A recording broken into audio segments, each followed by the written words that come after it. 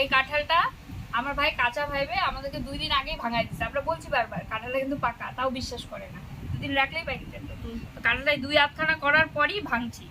ভাঙার পর কাঁঠালটা পাইকে গেছে। 2 আধখানা কাঁঠালকে এভাবে জোড়া দিয়ে কাপড় দিয়ে রেখে দিচ্ছি। তো এখন কি হবে এই কাঁঠালটা? সবজি না খাওয়া? এখন হচ্ছে এটা বের করবো, বের করলে সবাইকে দেখি খাওয়া যায়, নাহলে না খাওয়া গেলে গরু খাবে, ভেতরের বীজটা আমরা খাবো, সবজি বানায়।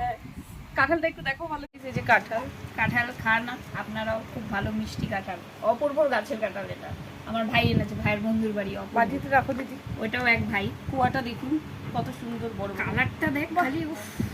কালারটা দেখেই মনে হচ্ছে গায়ে মেখে। যদিও কালার আজকাল কাঁঠাল কেউ পছন্দ করে না। I am ফেদা।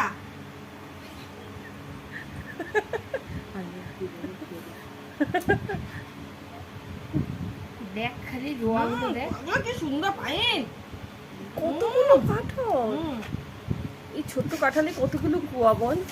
কাঁঠাল গায়ে দেখ না, সেই টেস্ট। ওরে মা, কাঁঠালগুলো সেই টেস্ট। আর রোয়া যে কটা আছে একদম একদম সেই রোয়া, মানে একটা রোয়া নষ্ট না একদম। মানে সব কাটার হাই পরেও রোয়া। যে পাইকে যাবে এটা ভাবার বিষয়। হ্যাঁ, ওটাই। পচে যাওয়া উচিত। হ্যাঁ, এত সুন্দরভাবে পাইকের কালার হয়ে বের হবে ভাবতেই পারিনি। সেই দারুণ। এটা এটা এটা আমাকে আমাকে দাও।